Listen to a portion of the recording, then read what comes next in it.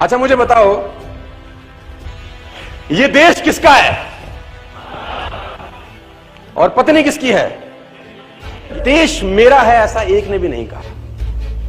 क्यों? इसको बोलते हैं ओनरशिप। एक लिमोजिन गाड़ी आके रुकी और एक मजदूर उसमें काम कर रहा था और लिमोजिन का दरवाजा खुला तो उसने बोला, स्टीव कम इनसाइड, स्टीव तुम अंदर आ जाओ। स्टीव अंदर आया तो अंदर था जॉन, जो उस कंपनी का प्रेसिडेंट था, है ना। अब वो स्टीव तो मजदूरी का काम कर रहा था, ईंट उठा रहा था। देखा जॉन ने स्टीव को लिमोजिन में बैठा लिया, अंदर उसने उसको कोल्ड ड्रिंक पिलाई, जूस पिलाया, टॉवल से उसका चेहरा वेरा साफ किया। आधे घंटे की दोनों की डिस्कशन हुई, दोनों दोस्त थे।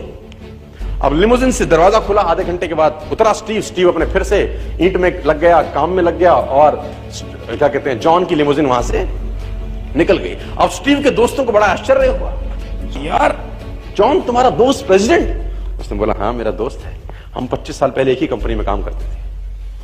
उसने बोला हम 25 साल पहले एक ही कंपनी में काम करते थे, वो कहां? और उसने बोला वो 25 साल पहले कंपनी के लिए काम करता था और मैं 1 घंटे में 200 रुपए कमाने के लिए काम करता था। मैं ये सोचता था कि मुझे इस घंटे में 200 कैसे आएंगे, और वो सोचता था कि मैं बड़ा आदमी। दोनों की थिंकिंग में जमीन और आसमान का फर्क। आज वो लिमोजिन में है, मैं आज भी मजदूर हूं। मैं आपको एग्जांपल दूंगा, आपके रोंगटे खड़े हो जाएंगे, और ये सच्ची घटना है। सिविल सर्विसेज से 2 लोग रिटायर हुए, सिविल सर्विसेज से वॉलंटरी रिटायरमेंट ली 2 लोगों ने, और एक व्यक्ति ने रिटायरमेंट लेने के बाद अपना बिजनेस सेटअप किया और उसका बिजनेस मेहनत करी, उसने चल पड़ा और वो कम से कम 200-250 करोड़ का टर्नओवर करने वाली कंपनी बन गई। और एक दिन अचानक उसके पास इंटरव्यू के लिए एक आदमी आया जो कि सिविल सर्विसेज में उसके साथ सर्व करता था कभी, और उसने उसको पहचान लिया। उसने बोला अरे अरे अरे अरे तू कैसे? तो उसने बोला मैं तो जॉब कर रहा था कहीं और अब वहां से तो मामला गड़बड़ हो गया, तो मैं भी इंटरव्यू दे रहा हूं। 2 महीने के बाद जब सब चले गए तो एक दिन उस एम्प्लॉय ने अपने एम्प्लॉयर से, जो उसका मालिक था, उससे कहा तुमको याद है हम 25 साल पहले एक साथ थे? उसने बोला हाँ मुझे याद है। उसने बोला लेकिन आज तुम इस कंपनी के मालिक हो और मैं नौकर हूं, कितने लकी हो यार। उस आदमी ने बोला हालांकि मैं इस बारे में तुझसे बात करना नहीं चाहता था, लेकिन तूने छेड़ दी तो आज सुन, लिसन मी केयरफुली। उसने बोला 25 साल पहले हम दोनों एक ही जगह काम करते, राइट? उसने बोला राइट। बोला मैं तेरे को 25 साल पहले एक इंसिडेंट सुनाता हूं। तू और मैं ऑफिस से निकले घर जाने के लिए और 1-1.5 किलोमीटर 2 किलोमीटर चल गए तो मेरे दिमाग में अचानक आया और मैंने तेरे को कहा हमारे कमरे का पंखा और लाइट जलता छुड़ाए हैं। कमरे का पंखा और लाइट हम लोग जलती छुड़ाए हैं, तो चल के उसको बंद कर दे। तो तूने मुझे कहा 2 किलोमीटर वापस जाएंगे, 2 किलोमीटर फिर आएंगे, 4 किलोमीटर लग जाएगा, 1.5 घंटा लग जाएगा, क्या फर्क पड़ता है? तू नहीं गया था, मैं गया था, लाइट बंद करके आया था। मैं तब भी मालिक था, मैं आज भी मालिक हूं। मैं तब भी मालिक समझता था अपने आप को, कर मैं नौकरी रहा था, लेकिन मैं अपने आप को ओनर समझता था और मैं आज भी ओनर हूं। उसने बोला जो तेरा फिलॉसफी है और जो तेरा थिंकिंग है, तू तब भी एम्प्लॉय था और आज भी एम्प्लॉय है, और अगर अपना तूने थिंकिंग चेंज नहीं किया तो जिंदगी भर एम्प्लॉय ही रहने वाला है। ये कहानी है तो बच्चों की। दोनों बच्चे बहुत ही अच्छे दोस्त थे।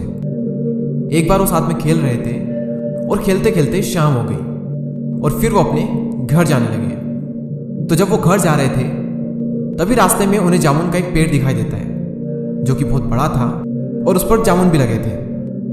तो उन जामुन को देखकर दोनों बच्चों के मुंह में पानी आ जाता है और उनका मन करता है उन जामुन को खाने का, और फिर वो कोशिश करते हैं उन जामुन को तोड़ने की। वो खूब पत्थर फेंकते हैं लेकिन जामुन इतने ऊपर थे कि उनके पत्थर वहां तक पहुंच ही नहीं पा रहे थे। उन्होंने बहुत कोशिश की लेकिन हर बार वो अपनी कोशिश में नाकामयाब हो रहे थे। और एक दोस्त दूसरे दोस्तों से कहता है कि यार प्रकृति ने हमारे साथ में ये बहुत ही गलत किया कि जो इतने मीठे मीठे छोटे छोटे जामुन हैं उन्हें तो इतना ऊपर रखा, और जो बड़े बड़े तरबूज है वो बेल के सारे जमीन पर होते हैं। वो दूसरा दोस्त कहता है कि यार बात तो तेरी बिल्कुल सही है, प्रकृति ने ना ये सही नहीं किया हमारे साथ। और जब दूसरा दोस्त ये बात कह रहा होता है तभी उसके सर पर एक छोटा सा जामुन का गुच्छा गिरता है और उसे हल्की सी लगती भी है।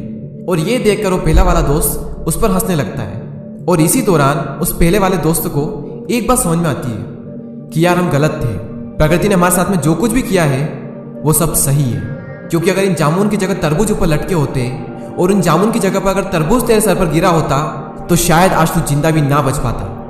यानी प्रकृति ने जो भी हमारे साथ में किया है वो बिल्कुल सही किया है, और जो भी हमारे साथ में हो रहा है वो सब हमारे भले के लिए हो रहा है। हाँ, वो अलग बात है कि हमें भला दिख नहीं रहा है, लेकिन जो भी हो रहा है उसमें कहीं ना कहीं कुछ न कुछ तो भला हमारे लिए छिपा हुआ है, बस हमें दिखाई नहीं दे रहा है। हम सबकी लाइफ में मुश्किलें हैं और हम सब कभी कभी ये सोचते हैं कि यार जिंदगी मेरे साथ ऐसा क्यों कर रही है। जब भी जिंदगी आपको नीचे की ओर धकेलती है तो क्या आपने कभी सोचा है कि क्यों धकेलती है? मैं आपको एक एग्जांपल देना चाहूंगा। यूट्यूब पर अभी कुछ दिन पहले मेरे सामने एक वीडियो आया, वो था तो ग्रेविटेशन पर यानी गुरुत्वाकर्षण पर, लेकिन उस वीडियो में लाइफ की एक बहुत बड़ी लर्निंग थी, एक बहुत बड़ी सीख थी उसमें लाइफ की। उस वीडियो में क्या था मैं आपको बताता हूँ। एक तरफ एक प्लेन सरफेस था जो कि नीचे की ओर जा रहा था ढलान टाइप, और दूसरी तरफ एक और सरफेस था जो सीधा नहीं था, अप डाउन टाइप था, जो कि अभी आप स्क्रीन पर देख सकते हैं। तो दो ये सरफेस थे और इन दोनों सरफेस पर एक स्टील की बॉल रखी हुई ऊपर की साइड, जो कि आप देख सकते हैं। और अगर इन दोनों बॉल को हम एक साथ छोड़ेंगे तो कौन सी बॉल पहले बाउंड्री लाइन पर पहुंचेगी? मैं आपके सामने वो वीडियो प्ले करता हूं।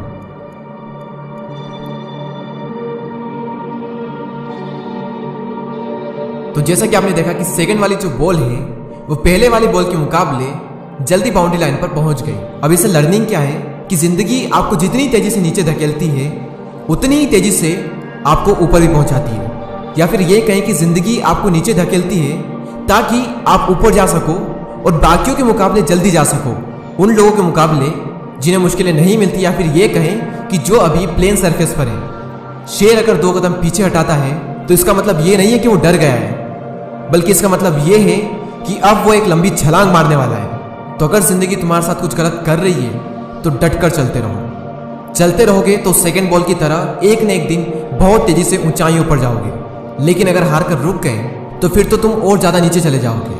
तो अगर जिंदगी तुम्हारे साथ कुछ खेल खेल रही है तो ठीक है, लेकिन अगर सब कुछ ठीक है यानी कि सब कुछ प्लेन है तो फिर तुम खुद कुछ चैलेंज लो, क्योंकि जितना बड़ा चैलेंज होगा सक्सेस भी उतनी ही बड़ी होगी।